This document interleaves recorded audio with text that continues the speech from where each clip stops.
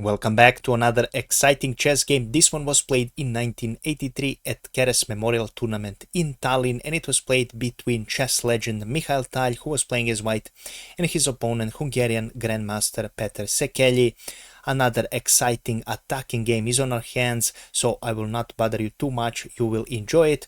But before we go to the game, if you want to improve at chess and you want to gain more elo, there is a chess community I'm a part of because I also want to improve my elo and I'm working hardly on it.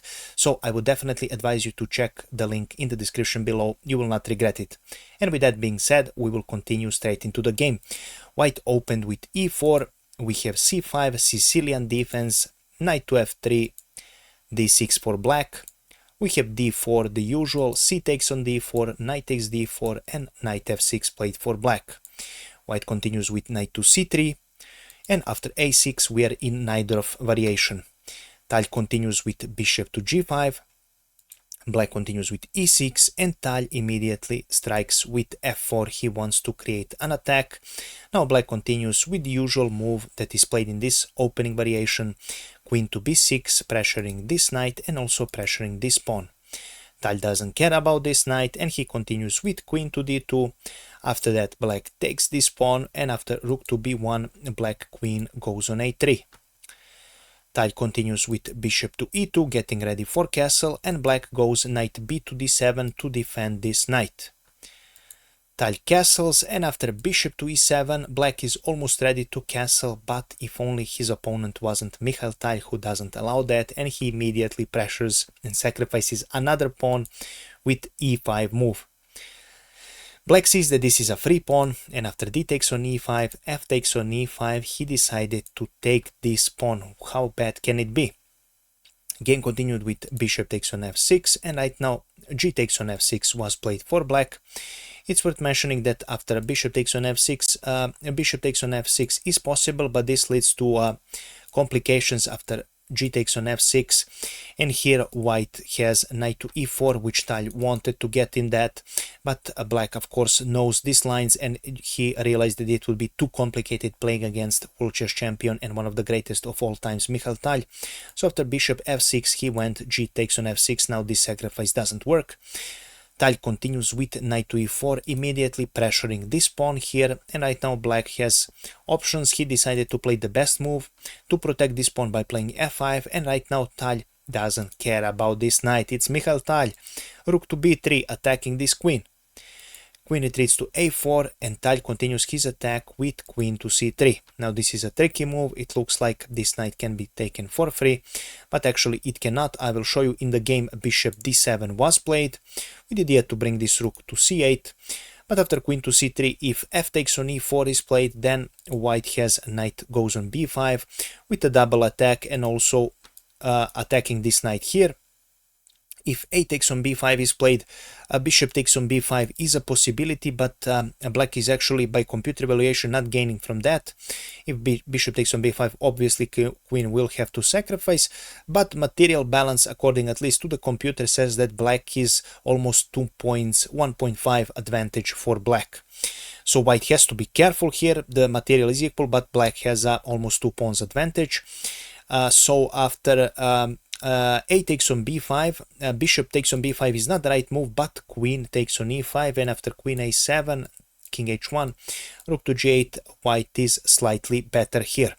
So this is the main idea. Of course black saw this, and after that he played bishop to d7. He doesn't want to take this. White continues with knight to c5, now attacking this queen, and this queen has no free squares. It is time to exchange. Bishop takes on c5, queen takes on c5, and still this king cannot castle. Knight goes on c6, which is a good move by black, and the position is now equal by computer evaluation. Tal continues with rook to d1, and after that rook to g8 was played for black, with the idea to aim at this g2 pawn. Tal wants to prevent any sorts of ideas of black, and he plays bishop to f3. With that, black continues queen to a5, wants to offer a trade, but Tal of course refuses. He's the attacking maestro and he doesn't want to give up queens unless it's necessary. Knight takes on d4, queen takes on d4, this bishop is now hanging, and bishop b5 was played for black. Now Tal finds another brilliant move. He goes for c4. Incredible move, he attacks this bishop and it seems like bishop a4 and black has a skewer on white. But it's actually not that simple when you're facing Mikhail Tal. Rook takes on b7, Tal says, yeah, you can take my rook here if you want. But if this happens, bishop takes on d1, then queen t7 check. And after king to f8, queen takes on f7 is a checkmate. After rook takes on b7, there was another possibility. Instead of taking this, you could play, let's say, a rook to d8, but this doesn't work as well because queen takes on d8 check, queen takes, rook takes check, king takes, rook to b8, king to c7, and rook takes on g8 with obvious rook advantage for Mikhail Tal, and this is game over. So Petr Sekeli, seeing all that, after rook takes on b7, he decided to play king to f8. Tal continues with queen d6 check, and right now king to g7 is a must. Of course, after this move, if you go here, then this is a checkmate, that's obvious.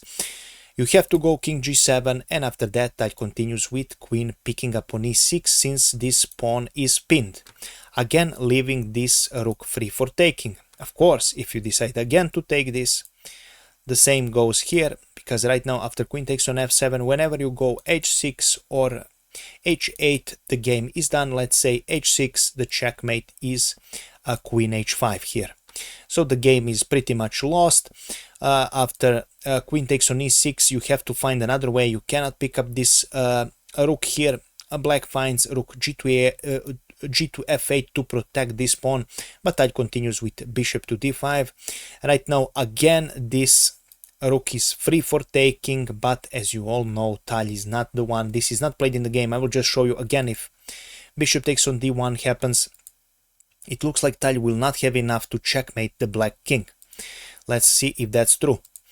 Queen takes on f7, king goes on h6. Now queen f6 check, king goes on h5. It's the only move.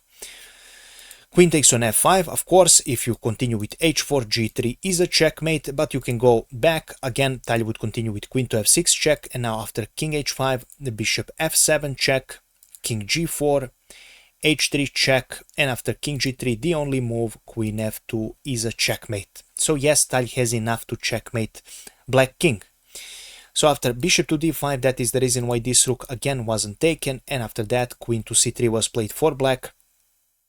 We have the same idea. Rook takes on f7, rook takes on f7, queen takes on f7 for Mikhail Tal, and king retreats to h6. It's worth mentioning that if you go king to h8, this doesn't work, because right now all sorts of moves work here, but one of the main moves is, of course, simply you will be losing this rook, and you're almost there is almost a checkmate threat here. So after queen to f7, king to h6 is a must, and after this move, queen to e6 was played for Mikhail Tal. Black decided to go again on g7. After that, queen to e7 check for Mikhail Tal, king retreats to h6, and right now we have a rook to e1 played for Mikhail Tal with the idea to go with this rook on e6. Now Petr Sekeli desperately tries to hold this game with queen to d4 check, but after king to h1 there is nothing you can do. He still tries with rook to a7, but after rook to e6 check, this is where Petr Sekeli decided to resign the game. The reason is simple. Now you have two options. You can sacrifice the queen, which obviously loses, but if you go king to h5, again a bishop f3 check, and right now there is nothing you can do here. You have to give up your queen, and Mikhail Tal doesn't even need to take this queen. Yes, you can take with bishop takes on g4 and checkmate really fast, but you simply play quiet move queen to f6 with a direct threat here on h8 checkmate, and there is nothing you can do here. If you play some random move, this will be the checkmate. The queen is pinned and cannot move. You can do this, but again, after g takes on f3, there is nothing you can do. You can play anything here. You don't have any checks, and this will be a checkmate, and that is the reason why black resigned this game, and this is how this beautiful game ended, guys. Thank you so much for your time, and thank you so much for watching. If you like this video, please make sure to leave a like on the video and watch it until the end, because it really helps with the YouTube algorithm. The more people watch my videos, the longer the retention time on the videos, the more YouTube will recommend it to other people. So this is something I would need dearly from you guys. Of course, if you find it entertaining, This would be much appreciated. If you wish, you can also like and leave a comment about the position, about my analysis, or about anything else you would like to let me know. If you have some other questions, I'm always here. Also, do not forget that if you want to improve at chess, I have a community I'm a part of, so definitely check the video in the description below. Make a free account and explore the website and see if you find it interesting, and I'm sure you will, and you will definitely get the results you want if you follow the rules there from beginning until the very end. All sorts of chess ideas and chess strategy, chess tactics, everything, chess endgames, everything you need to know to become a better chess player. Thank you so much for watching, and I wish you a pleasant day. Bye bye.